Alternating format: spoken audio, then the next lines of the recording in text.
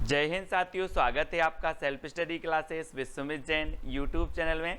दोस्तों आज के इस वीडियो में हम पढ़ने वाले हैं आदिकाल की टॉप 20 रचनाएं, ठीक है। और आज आपको मैं ट्रिक से बताने वाला हूं। मैंने आपको रीतिकाल की रचनाएं याद करवा दी, अब भक्ति काल की भी याद करवा दी। अब दोस्तों आदिकाल की टॉप 20 रचनाएं याद करवाने वाला हूं आज की वीडियो में। सिर्फ पूरा वीडियो आपको जरूर देखना है, ठीक है। और जो भी साथी अभी तक व्हाट्सएप ग्रुप से नहीं जुड़े हैं वो 909898609291, ठीक है। इस नंबर से आप मैसेज भेजेंगे तो आपको लिंक मिल जाएगी। स्टार्ट करेंगे दोस्तों आज का ये वीडियो। परमाल रासों के रचनाकार कौन है? दोस्तों एक चीज बताना, परमाल मतलब क्या होता है? पर मतलब दूसरों का, माल मतलब सामग्री या कुछ भी। तो परमाल और दूसरों का अगर माल चुराना है तो क्या करना पड़ेगा? जगना पड़ेगा। ये चोर लोग क्या करते हैं? दूसरों का माल चुराते हैं तो वो रात में जगते हैं। जग से बनेगा आपका जगनिक। और क्या चुराते हैं? परमाल, दूसरों का माल चुराते हैं चोर रात में जग कर, तो जगनिक, ठीक है। परमाल चुराना है तो जगना पड़ेगा, तो जगनिक। परमाल रासो जिसे कि आलाखंड कहा जाता है। और ये दोस्तों इसके जो रचयिता हैं वो कौन है? जगनिक हैं, ठीक है। सभी लोगों को वैसे पता होगा। अगला है बीसल देव रासो के रचनाकार कौन है? कई बार एग्जाम में पूछी जाती है।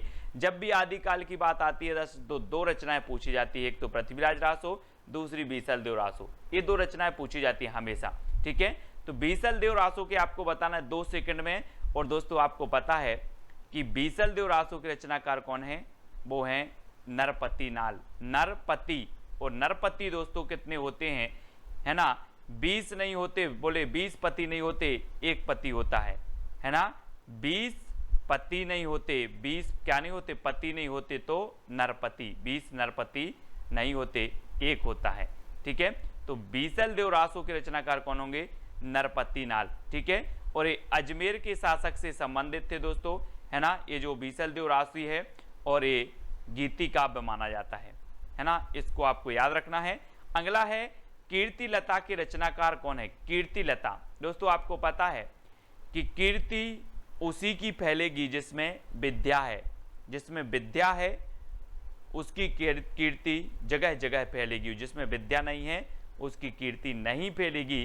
तो ये जो कीर्ति फैलेगी कब फैलेगी? जब विद्या है तो विद्यापति, है ना। तो कीर्ति लता विद्यापति, ठीक है। विद्या है तो कीर्ति फैलेगी, तो कीर्तिलता विद्यापति। और दोस्तों आपको पता होगा कि विद्यापति जी की कितनी रचनाएं थी? एक तो थी इनकी कीर्ति लता, ठीक है, कीर्ति लता। और एक थी इनकी कीर्ति पताका। कौन सी थी? कीर्ति पताका। और एक थी दोस्तों इनकी पदावली, ठीक है। तो ये इनकी रचनाएं थी 3। तो पद लता पताका, पद लता पताका, ऐसे याद रखेंगे, पद लता पताका। तो ये 3 रचनाएं आपको याद रखना है। और जिसमें विद्या है उसकी कीर्ति फैलेगी। इस प्रकार से याद भी करेंगे, ठीक है। वर्ण रत्नाकर के रचनाकार कौन है? दोस्तों आपको पता है, आप वर्ण लिखते हो, वर्ण, है ना। जैसे आ अनार का, आ आम का, ये क्या कहलाते? वर्ण। तो वर्ण आप अंधेरे में पढ़ोगे कि ज्योति में पढ़ोगे? वर्ण अंधेरे में नहीं पढ़ना है, हमें ज्योति में पढ़ना है। ज्योति यानी कि उजाले में पढ़ना है। तो वर्ण हमें ज्योति में पढ़ना है, तो ज्योतिरीश्वर ठाकुर, है ना। वर्ण रत्नाकर के रचनाकार कौन होंगे? ज्योतिरीश्वर ठाकुर। यानी कि जो विकल्प नंबर आपका बी है वो बिल्कुल सही हो जाएगा। अब मैं कभी पूछूं आपसे वर्ण रत्नाकर, बोले सर वर्ण तो हमें ज्योति में पढ़ना है, तो ज्योतिरीश्वर ठाकुर, ठीक है। अगला है राउल बेल की रचनाकार कौन है? दोस्तों आपको ट्रिक भी बताना है, कौन सी अच्छी ट्रिक लगी है वो कमेंट में बताना है। वीडियो के लास्ट में एक चैलेंज प्रश्न दिया जाएगा तो उसका उत्तर भी आपको बताना है, ठीक है। राउल बेल, बेल समझते हैं आप दोस्तों? बैल बजा दी, बोले यार बैल बजा दी बड़ा रोड़ा है। कभी कभी आप जब सोते हो, कभी कभी आप सोते ही हो और कोई बेल बजा दे तो सोने में रोड़ा बन जाती है। कौन? सोने में रोड़ा बन जाती है बेल, सोने में रोड़ा बन जाती है बेल। तो राउल बेल, और बेल बन जाती है क्या? रोड़ा।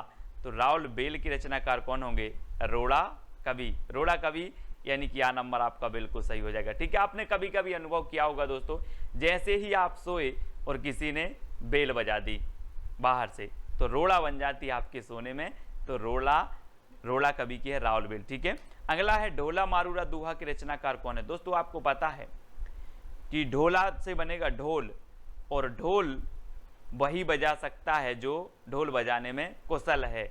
ढोल बजाने में जो कुशल है वही ढोल बजाएगा।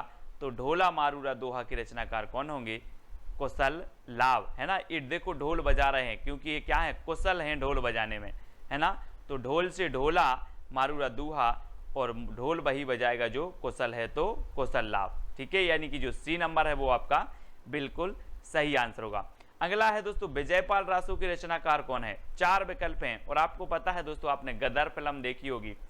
गदर फिल्म देखी है, सनी देओल अकेले, और सनी देओल क्या करते हैं, विजय प्राप्त करने के लिए नल उखाड़ देते हैं। विजय प्राप्त करने के लिए क्या उखाड़ देते हैं, नल। ये देखो हाथ में, ये विजय प्राप्त करने के लिए इन्होंने नल उखाड़ दिया, तो विजय से बनेगा विजयपाल रासो, और नल उखाड़ दिया तो नल्ले सिंह भाट। नल्ले सिंह भाट बोले नल उखाड़ दिया, है ना। विजय प्राप्त करने के लिए नल उखाड़ दिया तो नल्ले सिंह भाट की रचना है, कई बार पूछी भी गई है। ठीक है, अगला है पृथ्वीराज रासो के रचनाकार कौन है दोस्तों, पृथ्वीराज रासो। और आपको पता है ये पृथ्वी है, और ये इसका एकमात्र उपग्रह कौन है, चंद्रमा। तो यहाँ पर पृथ्वी आया है, तो इसका उपग्रह भी कहाँ पर आएगा, यहाँ उपग्रह आ जाएगा। तो पृथ्वी का उपग्रह चंद्रमा, तो चंद्रवरदाई। पृथ्वीराज रासो चंद्रवरदाई, पृथ्वी का उपग्रह चंद्रमा तो चंद्रवरदाई। ये नंबर आपका बिल्कुल सही हो जाएगा। ठीक है, अगला है दोस्तों जवाहर खुसरवी की रचनाकार कौन है, जवाहर खुसरवी। और आपको पता है कि जो जवाहर, हीरा, मोती, जवाहर, ये किसके पास होंगे, गरीब के पास कि अमीर के पास। ये देखो, ये जवाहर हैं, हीरा, मोती, जवाहर, और ये जवाहर जो होंगे वो किसके पास होंगे, अमीर व्यक्ति के पास होंगे कि गरीब व्यक्ति के। तो आपने बिल्कुल सही आंसर पहचाना है कि सर अमीर के पास होंगे। तो जवाहर खुसरवी की जो रचना होगी वो किसकी होगी, अमीर खुसरो। और खुसरवी से तो खुसरो है ही, तो खुसरवी। ठीक है, अगला क्वेश्चन आपको बताना दोस्तों जय मयंक जस चंद्रिका के रचनाकार कौन है। तो 4 विकल्प हैं, और आपको पता है दोस्तों कि जब एक पत्नी अपने पति के लिए करवा चौथ का व्रत रखती है, एक पत्नी अपने पति के लिए करवा चौथ की व्रत रखती है, और जब ये चल्ली में से वह चांद को देखती है तो चांद कैसा नजर आता है, मधुर। कैसा नजर आता है, मधुर, तो मधुकर, है ना। मयंक मतलब भी चंद्रमा होता है, और चंद्रमा की चंद्रिका को जब पत्नी देखती है तो जो चंद्रिका है वो कैसी नजर आती है, मधुर, तो मधुकर, है ना। जय मयंक जस चंद्रिका कैसी नजर आ रही है, मधुर से मधुकर। ठीक है, जय मयंक जस चंद्रिका नजर आ रही है, मधुर तो मधुकर। ठीक है, यानी कि जो सा नंबर है वो आपका बिल्कुल सही हो जाएगा, सा नंबर। ठीक है, अगला है खुमान रासो के रचनाकार कौन है। दोस्तों आपको पता है खुमान मतलब होता है दीर्घायु। खुमान मतलब क्या होता है, दीर्घायु, लंबी आयु। ठीक है, लेकिन खुमान रासो, खुमान एक पदवी भी थी शिवाजी की, है ना। इन्हें खुमान की पदवी दी गई थी। और खुमान रासो की जो रचनाकार होंगे वो कौन होंगे, दलपति विजय। खुमान से बनेगा दोस्तों आपका गुमान। और हम बोलते ना कि गोरे रंग पे ना इतना गुमान कर। कभी कभी कोई दल का पति विजय प्राप्त करता है तो उसे गुमान हो जाता है, गुमान। तो गुमान से खुमान, गुमान से खुमान, है ना। दल का पति अगर विजय हो जाता है तो उसे गुमान हो जाता है, तो खुमान। तो खुमान रासो के रचनाकार दलपति विजय। ठीक है, इस प्रकार से आपको याद रखना है। दोहा कोश के रचनाकार कौन है दोस्तों, आपको पता भी तो है। आप बोलोगे सर दोहा सुनाओ, सर दोहा सुनाओ, तो सर से सरहपा और दोहा सुनाओ से सो दोहा कोश, है ना। ट्रिक अगर मैं इधर लिख दूं कि ट्रिक सर दोहा सुनाओ, दोहा सुनाओ, सर से सरहपा, दोहा से दोहा कोश, तो दोहा कोश के रचनाकार सरहपा। ठीक है, अगला है श्रापकाचार के रचनाकार कौन है। हिंदी की प्रथम रचना मानी जाती है दोस्तों। और ये जो श्रापकाचार है, आपको पता है कि जैन धर्म में व्यक्ति जब भगवान के पास जाता है तो श्रावक बन के जाता है भगवान के पास, है ना। और भगवान को क्या बोलता है, देव। तो श्रावक जाता है किसके पास, देव के पास। श्रावक बनकर जाता है व्यक्ति देव के पास। तो श्रापकाचार के रचनाकार कौन होंगे, देवसेन। ये देखो, ये व्यक्ति श्रावक बनकर गया है किसके पास, भगवान या फिर देव के पास। ठीक है। तो श्रावक बन के जाना है देव के पास, तो श्रावकाचार्य के रचनाकार देवसेन। 933 इसका रचना काल माना जाता है, 933 ईस्वी, ठीक है, श्रावकाचार्य की ओर प्रथम रचना है हिंदी की। अगला है बुद्धिरास के रचनाकार कौन है? बुद्धिरास। दोस्तों आपको पता है कि हम बोलते हैं कि वो बुद्धिशाली लोग हैं, बुद्धिशाली लोग हैं, तो यहाँ पर वही तो पूछी गया है कि बुद्धिशाली, तो बुद्धिशाली यानी कि बुद्धिशाली भद्रसूरी, बुद्धिरास शाली भद्रसूरी। और किसी किसी की तो साली भी बहुत बुद्धिमान होती है, बोलते हैं जिस जिसकी शादी हो गई बोले मेरी साली बहुत बुद्धिमान है ना। तो बुद्धि से बुद्धि और बुद्धिशाली, शाली ऐसे याद रखना, बुद्धिशाली, वो बुद्धिशाली लोग हैं। तो बुद्धिशाली से बुद्धिरास, शाली से शाली भद्रसूरी, है ना, तो बुद्धिशाली इस प्रकार से। अगला है रेवंतगिरी रास के रचनाकार कौन है? 4 विकल्प में 2 सेकंड में आपको बताना है। दोस्तों आपको पता है कि रेवंतगिरी एक पर्वत था, जैन धर्म से संबंधित पर्वत है रेवंतगिरी, और रेवंतगिरी की पर विजय प्राप्त करनी थी। बहुत सारे राजा सोचते थे कि रेवंतगिरी पर क्या करनी है? विजय प्राप्त करनी है। काय पर? रेवंतगिरी पर। तो रेवंतगिरी रास की रचनाकार कौन होंगे? विजय प्राप्त करनी है तो विजय सेन सूरी। रेवंतगिरी पर क्या प्राप्त करना है? विजय, तो विजय सेन सूरी, है ना, ये विजय सेन सूरी की रचना है, यानी कि आपका जो विकल्प नंबर सी है वो सही हो जाएगा। अगला है चंदनवाला रास की रचनाकार कौन है? दोस्तों चंदनवाला, हम जब मंदिर जाते हैं तो चंदन की आस लगा के जाते हैं, चंदन की आस, चंदन की आस।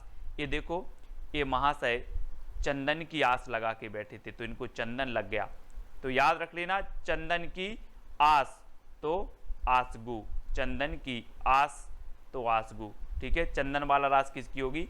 आस से आसगु, है ना, चंदन की आस, इतना याद करना, चंदन की आस तो आसगु कवि की है।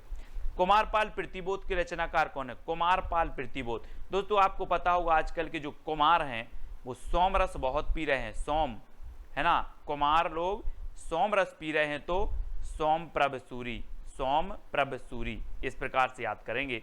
कुमार लोग सोम पी रहे हैं तो सोम प्रभ सूरी, है ना, डी नंबर आपका बिल्कुल सही हो जाएगा। कुमारपाल प्रतिबोध के रचनाकार सोम प्रभ सूरी।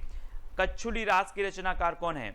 कच्छुली रास आपको पता है दोस्तों, आपसे मैं पूछूं कच्छुली, कच्छुली बाजार गए थे कच्छुली, बोले हाँ मैंने तिलक लगाकर प्रज्ञा ली, है ना, प्रज्ञा तिलक, है ना, इस प्रकार से मैंने प्रज्ञा ली तिलक लगाकर, तो प्रज्ञा तिलक कच्छुली रास। बोले कच्छुली रास, कच्छुली, तो बोले हाँ ली, प्रज्ञा ली, प्रज्ञा, है ना, तो प्रज्ञा तिलक, कच्छुली प्रज्ञा तिलक, प्रज्ञा तिलक। ये देखो ये तिलक लगाकर क्या ले रहे हैं? प्रज्ञा ले रहे हैं, प्रज्ञा यानी कि प्रतिज्ञा, है ना, वही ले रहे हैं। तो कच्छुली बोले प्रतिज्ञा ली तिलक लगाकर, ठीक है, इस प्रकार से। जयचंद्र प्रकाश के रचनाकार कौन है? दोस्तों 4 विकल्प हैं और आपको पता है दोस्तों कि केदारनाथ में हमें क्या करना है? चंद्रमा का प्रकाश करना है। केदारनाथ में चंद्रमा का प्रकाश करना है, तो चंद्र से चंद्रमा और चंद्रमा का प्रकाश कहाँ करना है? केदारनाथ में, तो केदार भट्ट। चंद्रमा का प्रकाश करना है कहाँ? केदारनाथ में, तो केदारनाथ भट्ट, केदार भट्ट की रचना है जयचंद्र प्रकाश। जय मयंक जस चंद्रिका ये मधुकर की है ना, और जयचंद्र प्रकाश ये केदार भट्ट की है, ठीक है। अगला है दोस्तों हमीर रासों के रचनाकार कौन है? दलपति विजय, सारंगधर, केदार भट्ट या फिर सोमप्रभ सूरी। तो हमीर रासो कई बार पूछी गई है, याद रख लेना ये सारंगधर की है। किसकी है? सारंगधर, ठीक है, हमीर रासो सारंगधर, हमीर रासो किसकी? सारंगधर की। ये चीज बी नंबर आपका बिल्कुल सही होगा। अब दोस्तों आपको कौन सी ट्रिक सबसे अच्छी लगी है वो कमेंट में आपको लिखना है, ठीक है, और सभी लोग इस प्रश्न का उत्तर बताएंगे, है ना। जितने लोगों ने भी ये वीडियो देखा है सभी लोग को एक चैलेंज प्रश्न है कि सरहपा को हिंदी का प्रथम कवि किसने माना है, ठीक है। और वीडियो कैसा लगा कमेंट के माध्यम से बताएंगे, और ये चैलेंज सभी को स्वीकार करना है और उत्तर सभी को कमेंट में जरूर लिखना। मैं सारे कमेंट चेक करूंगा, ठीक है। वीडियो को सभी लोग लाइक करें, और सुबह 9:30 बजे रोज अपना वीडियो होता है दोस्तों हिंदी साहित्य का ट्रिकी वीडियो, रात्रि 9 बजे अपन हिंदी साहित्य का टेस्ट सीरीज पढ़ते हैं। तो ये 2 वीडियो होते हैं दोस्तों, और आप दोस्तों चैनल के ज्वाइन मेंबर बन सकते हैं। ज्वाइन मेंबर बनने के लिए ज्वाइन ग्रुप अलग से बनाया जाएगा, जिसमें ज्वाइन मेंबर रहेंगे, जहां पर बहुत सारी व्यवस्था रहेंगी। सबसे पहला तो आपका कमेंट हाईलाइट होगा, जब भी आप कमेंट करते हो इमोजी आपको मिलेगा, तिरंगा इमोजी मिलेगा, ठीक है। आपके लिए कुछ ऐसी क्लासें होंगी ज्वाइन मेंबर के लिए जो सिर्फ ज्वाइन मेंबर देख पाएंगे, ज्वाइन मेंबर का अलग से ग्रुप भी होगा, उनके लिए विशेष कुछ ना कुछ किया जाएगा। तो यहाँ पर आपको ज्वाइन मेंबर बनने के लिए दोस्तों सिल्वर प्लान है, 59 रुपये आपको पे करना होगा। ज्वाइन बटन पर क्लिक करेंगे तो वहाँ पर आपको व्यवस्था मिल जाएगी। सिल्वर प्लान 59 रुपये, ठीक है। गोल्ड प्लान में दोस्तों आपको 159 रुपये और डायमंड प्लान में आपको 299 रुपये पे करके आप चैनल के ज्वाइन मेंबर बन सकते हैं और चैनल को सपोर्ट कर सकते हैं, ठीक है दोस्तों। अब वीडियो को लाइक करना है और जो भी साथी व्हाट्सएप ग्रुप से नहीं जुड़े हैं उनके लिए 90 98 60 92 91 ये नंबर है, इस पर आप मैसेज करें, आपको तुरंत ग्रुप की लिंक मिल जाएगी, है ना। और अपना एक चैनल है IAS स्टडी ट्रैक, ठीक है। ये यूट्यूब टेलीग्राम ग्रुप है, अगर टेलीग्राम आप चलाते हैं तो टेलीग्राम ऐप डाउनलोड करें, उसमें सर्च करें IAS स्टडी ट्रैक और ज्वाइन हो जाएं, ठीक है।